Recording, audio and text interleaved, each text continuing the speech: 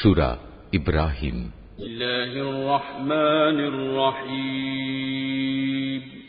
রহমান রহিম আল্লাহ তাআলার নামে। আলিফ লাম র। এ কোরআন এমন এক গ্রন্থ যা আমি তোমার উপর নাজিল করেছি, যাতে করে তুমি এর দ্বারা মানুষদের তাদের মালিকের আদেশক্রমে জাহেলিয়াতের অন্ধকার থেকে ঈমানের আলোতে বের করে আনতে পারো, তার পথে যিনি মহাপরাক্রমশালী ও যাবতীয় প্রশংসা পাবার যোগ্য। সে আল্লাহর পথে যার জন্য আকাশমণ্ডলী ও জমিনে যা কিছু আছে সব কিছু নিবেদিত। যারা এ সত্ত্বেও আল্লাহকে অস্বীকার করে তাদের জন্য কঠিন শাস্তি রয়েছে। এ শাস্তি তাদের জন্য যারা পার্থিব জীবনকে পরকালীন জীবনের উপর প্রাধান্য দেয়, মানুষদের আল্লাহর সহজ সরল পথ থেকে দূরে সরিয়ে রাখতে চায়, সর্বোপরি এ পথটাকে নিজেদের খেয়াল খুশি মতো বাঁকা করতে চায়। এরাই হচ্ছে সেসব লোক যারা মারাত্মক গুমরাহিতে নিমজ্জিত রয়েছে। আমি কোন নবী এমন পাঠাইনি যে নবী তার জাতির মাতৃভাষায় আমার বাণী তাদের কাছে পৌঁছায়নি, যাতে করে সে তাদের কাছে আমার আয়াত পরিষ্কার করে বুঝিয়ে বলতে পারে। অতঃপর আল্লাহ তাআলা যাকে চান তাকে গোমরা করেন, আবার যাকে তিনি চান তাকে সঠিক পথে পরিচালিত করেন। তিনি মহাপরাক্রমশালী ও মহাকুশলী। আমি মূসাকে অবশ্যই আমার নিদর্শনসমূহ দিয়ে তার জাতির কাছে পাঠিয়েছি। আমি আদেশ দিয়েছিলাম, তুমি বের করে নিয়ে এসো তোমার জাতিকে জাহেলিয়াতের অন্ধকার থেকে ঈমানের আলোতে, এবং তুমি তাদের আল্লাহর অনুগ্রহের বিশেষ দিনগুলোর কথা স্মরণ করাও। যারা একান্ত ধৈর্যশীল ও পরম কৃতজ্ঞতা পরায়ণ, তাদের জন্য এ ঘটনার মাঝে অনেক নিদর্শন রয়েছে। মূসা যখন তার জাতিকে বলেছিল, তোমরা তোমাদের উপর আল্লাহ তাআলার নিয়ামতসমূহের কথা স্মরণ করো, বিশেষ করে যখন তিনি তোমাদের ফেরাউনের সম্প্রদায় থেকে মুক্তি দিলেন, যারা তোমাদের কঠোর শাস্তি দিত, তোমাদের ছেলেদের হত্যা করত, তোমাদের মেয়েদের জীবিত রাখত, তোমাদের মালিকের পক্ষ থেকে তোমাদের জন্য এত বড় ধরনের একটি পরীক্ষা নিহিত ছিল।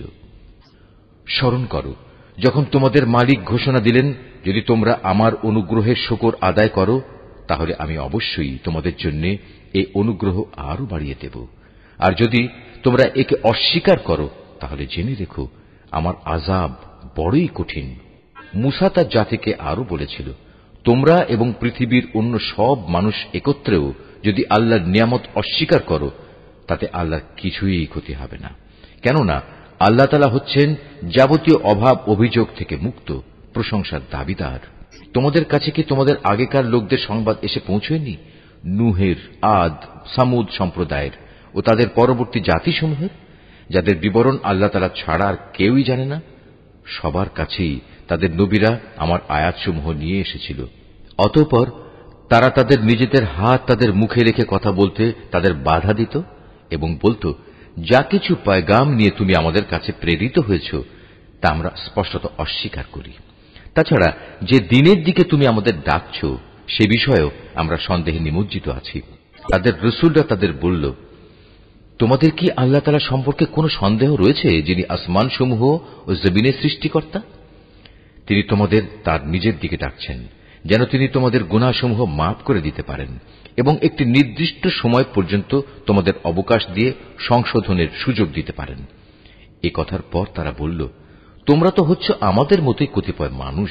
আমাদের বাপদাদারা যাদের ইবাদত করত, তোমরা কি তা থেকে আমাদের বিরত রাখতে চাও? তাহলে তোমাদের দাবির পক্ষে আমাদের কাছে কোনো সুস্পষ্ট দলিল প্রমাণ নিয়ে এসো।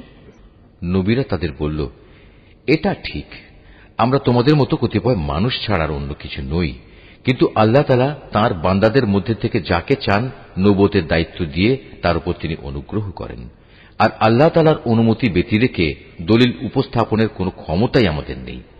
আর ঈমানদারদের তো এসব ব্যাপারে আল্লাহর ফয়সালার উপরে নির্ভর করা উচিত। তাছাড়া আমরা আল্লাহ তাআলার উপর নির্ভর করবই বা না কেন? তিনি আমাদের জাহেলিয়াতের অন্ধকার থেকে আলোর পথসমূহে হেদায়েত দান করেছেন।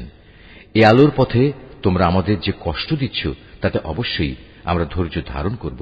সর্বশেষে কারো উপর নির্ভর করতে হলে সবার আল্লাহর উপরে নির্ভর করা উচিত। কাফেররা তাদের রসুলদের বলল, আমাদের ধর্মীয় গোত্রে তোমাদের ফিরে আসতেই হবে, নতুবা আমরা তোমাদের আমাদের দেশ থেকে বহিষ্কার করে দেব। অতঃপর ঘটনা চরমে পৌঁছলে তাদের মালিক তাদের কাছে এই বলে ওহী পাঠালেন, আমি অবশ্যই জালেমদের বিনাশ করে দেব। আর তাদের নির্মূল করে দেওয়ার পর তাদের জায়গায় আমি অবশ্যই তোমাদের প্রতিষ্ঠিত করব। আমার এই পুরস্কার এমন প্রতিটি মানুষের জন্য যে ব্যক্তি আমার সামনে জবাবদিহিতার জন্য দাঁড়ানোকে ভয় করে এবং আমার কঠোর শাস্তিকেও ভয় করে। এর মোকাবেলায় ওরা একটা চূড়ান্ত ফয়সালা চাইল, আর সে ফয়সালা মোতাবেক প্রত্যেক দুরাচার ও স্বৈরাচারী ব্যক্তি ধ্বংস হয়ে গেল। তার একটু পিছনেই রয়েছে জাহান্নাম, সেখানে তাকে গলিত পুঁজ জাতীয় পানি পান করানো হবে। সে অতি কষ্টে তা গলধকরণ করতে চাইবে, কিন্তু গলধকরণ করা তার পক্ষে কোনো মতেই সম্ভব হবে না। উপরন্তু চারদিক থেকেই তার উপর মৃত্যু আসবে, কিন্তু সে কোনো মতেই মরবে না, বরং তার পেছনে থাকবে কঠোর আযাব।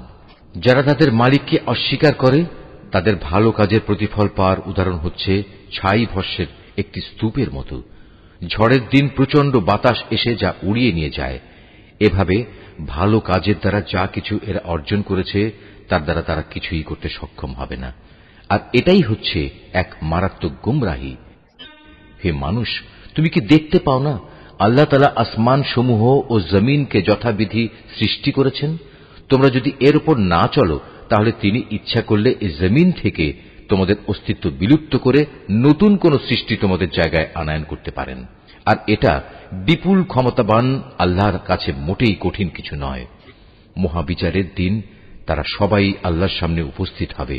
যারা দুনিয়ায় দুর্বল ছিল তারা তাদের উদ্দেশ্য করে যারা অহংকার করত বলবে, দুনিয়ায় আমরা তো তোমাদের অনুসারেই ছিলাম, আজ কি তোমরা আল্লাহর আযাব থেকে সামান্য কিছু হলেও আমাদের জন্য কম করতে পারবে?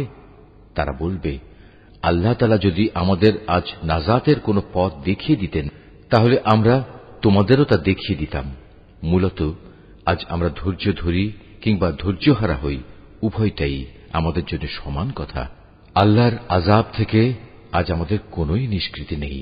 যখন বিচার ফয়সালা হয়ে যাবে তখন শয়তান জাহান্নামীদের বলবে, আল্লাহ তাআলা তোমাদের সাথে যে ওয়াদা করেছেন তা ছিল সত্য ওয়াদা।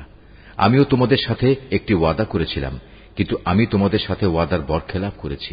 আসলে তোমাদের উপর আমার তো কোনো আধিপত্য ছিল না, আমি তো শুধু এটুকুই করেছি, তোমাদের আমার দিকে ডেকেছি, অতঃপর আমার ডাকে তোমরা সাড়া দিয়েছ।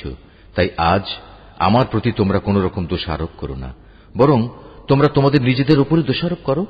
আজ আমি যেমন তোমাদের উদ্ধারে কোন রকম সাহায্য করতে পারবো না, তেমনি তোমরাও আমার উদ্ধারে কোনো সাহায্য করতে পারবে না।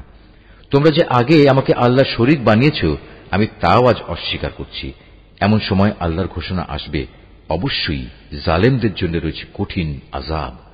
অপরদিকে যারা আল্লাহ তাআলার উপর ঈমান আনে এবং সে অনুযায়ী নেক কাজ করে তাদের এমন এক জান্নাতে প্রবেশ করানো হবে যার পাদদেশে প্রবাহিত হবে রং বেরঙের ঝর্ণাধারা। সেখানে তারা তাদের মালিকের অনুমতিক্রমে অনন্তকাল অবস্থান করবে। সেখানে চারিদিক থেকে সালাম সালাম বলে তাদের অভিবাদন হবে। তুমি কি লক্ষ্য করনি আল্লাহ তাআলা কালেমায়ে তাইয়্যিবার কি সুন্দর উপমা পেশ করেছেন? এই কালেমা যেন একটি উৎকৃষ্ট জাতের গাছ, যার মূল জমিনে সুদৃঢ়, যার শাখা প্রশাখা আসমানে বিস্তৃত, সেটি প্রতি মৌসুমে তার মালিকের আদেশে ফল দান করে। আল্লাহ তাআলা মানুষদের জন্য এভাবেই উপমা পেশ করেন, যাতে করে তারা এসব উপমা থেকে শিক্ষা গ্রহণ করতে পারে। আবার খারাপ কালেমার তুলনা হচ্ছে একটি নিকৃষ্ট বৃক্ষের মতো, যাকে জমিনের উপরিভাগ থেকেই মূলোৎপাটন করে ফেলা হয়েছে, এর কোন রকম স্থায়িত্বও নেই। আল্লাহ তাআলা ঈমানদারদের তাঁর শাশ্বত কালেমা দ্বারা মজবুত রাখেন। দুনিয়ার জীবনে এবং পরকালীন জীবনে জালেমদের আল্লাহ তাআলা এমনি করেই বিভ্রান্তিতে রাখেন। তিনি যখন যা চান তাই করেন। হে নবী, তুমি কি তাদের অবস্থা পর্যবেক্ষণ করনি যারা আল্লাহ তাআলার নিয়ামত অস্বীকার করার মাধ্যমে তাকে বদলে দিয়েছে? পরিণামে তারা নিজেদের জাতিকে ধ্বংসের এক চরম স্তরে নামিয়ে এনেছে। জাহান্নামের অতলে, যেখানে তারা সবাই প্রবেশ করবে, কত নিকৃষ্ট সেই বাসস্থান। এরা আল্লাহ তাআলার জন্য তার কিছু সমকক্ষ উদ্ভাবন করে নিয়েছে, যাতে করে সাধারণ মানুষদের তার পথ থেকে বিভ্রান্ত করতে পারে। হে নবী, এদের তুমি বলো, সামান্য কিছুদিনের জন্য তোমরা ভোগ করে নাও, কেননা অচিরেই জাহান্নামের আগুনের দিকে তোমাদের ফিরে যেতে হবে। হে নবী, আমার যে বান্দা ঈমান এনেছে তুমি তাদের বলো তারা যেন নামাজ প্রতিষ্ঠা করে এবং আমি তাদের যে রিজিক দিয়েছি তা থেকে যেন তারা আমারই পথে ব্যয় করে, গোপনে কিংবা প্রকাশ্যে। কিয়ামতের সে দিনটি আসার আগে যেদিন মুক্তির জন্য কোন রকম সম্পদের বেচাকেনা চলবে না, না এর জন্য কারো কোন রকমের বন্ধুত্ব কাজে লাগবে। তিনিই মহান আল্লাহ তাআলা, যিনি আসমান সমূহ ও জমিন সৃষ্টি করেছেন এবং আসমান থেকে পানি বর্ষণ করেছেন। তা দিয়ে আবার জমিন থেকে তোমাদের জীবিকার জন্য নানা প্রকারের ফলমূল উৎপাদন করেছেন। তিনি যাবতীয় জলযানকে তোমাদের অধীন করেছেন, যেন তাঁরই ইচ্ছা অনুযায়ী তা সমুদ্রে বিচরণ করে বেড়ায়, এবং এ কাজের জন্য তিনি নদী নালাকেও তোমাদের অধীন করে দিয়েছেন। তিনি চন্দ্র সূর্যকেও তোমাদের অধীন করে দিয়েছেন। এর উভয়টা একই নিয়মের অধীনে চলে আসছে। আবার তোমাদের সুবিধার জন্য রাত দিনকেও তিনি তোমাদের অধীন করেছেন। তোমরা তাঁর কাছ থেকে প্রয়োজনে যত কিছুই চেয়েছ, তার সবই তিনি তোমাদের সামনে এনে হাজির করেছেন। এবং তোমরা যদি সত্যি সত্যি তার সব নিয়ামত গণনা করতে চাও, তাহলে কখনোই তা গণনা করে শেষ করতে পারবে না। মানুষ আসলেই অতিমাত্রায় সীমা লঙ্ঘনকারী ও নিয়ামতের প্রতি অকৃতজ্ঞ বটে। স্মরণ করো, যখন ইব্রাহিম আল্লাহর কাছে দোয়া করল, হে মালিক, এ মক্কা শহরকে শান্তি ও নিরাপত্তার শহরে পরিণত করো, এবং আমাকে ও আমার সন্তান সন্ততিদের মূর্তি পূজা করা থেকে দূরে রেখো। হে আমার মালিক, নিঃসন্দেহে এ মূর্তিগুলো বহু মানুষকে গোমরা করেছে। অতঃপর যে আমার আনুগত্য করবে সে আমার দলভুক্ত হবে, আর যে ব্যক্তি আমার নাফরমানি করবে তার দায়িত্ব তোমার উপর নয়। নিশ্চয়ই তুমি ক্ষমাশীল ও পরম দয়ালু। হে আমাদের মালিক, আমি আমার কিছু সন্তানকে তোমার পবিত্র ঘরের কাছে একটি অনুর্বর উপত্যকায় এনে আবাদ করলাম, যাতে করে হে আমাদের মালিক এরা নামাজ প্রতিষ্ঠা করতে পারে। তুমি তোমার দয়ায় এমন ব্যবস্থা করো যেন মানুষদের অন্তর এদের দিকে অনুরাগী হয়। তুমি ফলমূল দিয়ে তাদের রিজিকের ব্যবস্থা করো, যাতে ওরা তোমার নিয়ামতের শুকর আদায় করতে পারে। হে আমাদের মালিক, আমরা যা কিছু গোপন করি এবং যা কিছু প্রকাশ করি, নিশ্চয়ই তুমি তা সব জানো। আসমান সমূহে কিংবা জমিনের যেখানে যা কিছু ঘটে, এর কোনোটাই আল্লাহর কাছে গোপন থাকে না। সব প্রশংসা আল্লাহ তাআলার জন্য, যিনি আমাকে আমার এ বৃদ্ধ বয়সে ইসমাইল ও ইসহাক তুল্য দুটো নেক সন্তান দান করেছেন। অবশ্যই আমার মালিক তার বান্দাদের দোয়া শোনেন। হে আমার মালিক, তুমি আমাকে নামাজ প্রতিষ্ঠাকারী বানাও, আমার সন্তানদের মাঝ থেকেও নামাজি বান্দা বানাও। হে আমাদের মালিক, আমার দোয়া তুমি কবুল করো। হে আমাদের মালিক, যেদিন চূড়ান্ত হিসাব কিতাব হবে, সেদিন তুমি আমাকে, আমার পিতামাতাকে এবং সকল ঈমানদার মানুষদের তোমার অনুগ্রহ দ্বারা ক্ষমা করে দিও। হে নবী, তুমি কখনো মনে করো না এ জালেমরা যা কিছু করে যাচ্ছে তা থেকে আল্লাহ তাআলা গাফিল রয়েছেন। আসলে তিনি তাদের সেদিন আসা পর্যন্ত অবকাশ দিয়ে রাখছেন, যেদিন তাদের চক্ষু স্থির হয়ে যাবে। তারা আকাশের দিকে চেয়ে ভীত সন্ত্রস্ত অবস্থায় দৌড়তে থাকবে। তাদের নিজেদের প্রতি নিজেদের কোনো দৃষ্টি থাকবে না, ভয়ে তাদের অন্তর বিকল হয়ে যাবে। তুমি মানুষদের একটি ভয়াবহ দিনের আযাব আসা থেকে সাবধান করে দাও। এমন দিন সত্যি যখন এসে হাজির হবে, তখন এ জালিম লোকেরা বলবে, হে আমাদের মালিক, আমাদের তুমি কিছুটা সময়ের জন্য অবকাশ দাও। এবার আমরা তোমার ডাকে সাড়া দেব এবং আমরা তোমার রসুলদের অনুসরণ করব।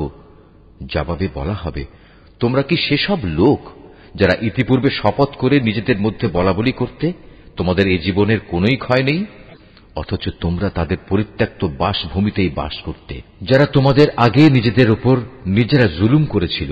এবং এ কারণে আমি তাদের প্রতি কি এ ধরনের আচরণ করেছিলাম তাও তোমাদের কাছে সুস্পষ্ট ছিল। তোমাদের জন্য আমি তাদের দৃষ্টান্ত উপস্থাপন করেছিলাম। সোজা পথে এরা বিভিন্ন চক্রান্তের পন্থা অবলম্বন করেছে। আল্লাহর কাছে তাদের সেসব চক্রান্ত লিপিবদ্ধ আছে, যদিও তাদের সে চক্রান্ত দেখে মনে হচ্ছিল তা বুঝি পাহাড় টলিয়ে দিতে পারবে। হে নবী, তুমি কখনো আল্লাহ তাআলাকে তার নবীদের দেয়া প্রতিশ্রুতি ভঙ্গকারী মনে করো না। অবশ্যই আল্লাহ তাআলা মহাপরাক্রমশালী ও প্রতিশোধ গ্রহণকারী। প্রতিশোধ হবে সেদিন যেদিন এ পৃথিবী ভিন্ন আরেক পৃথিবী দ্বারা পরিবর্তিত হয়ে যাবে।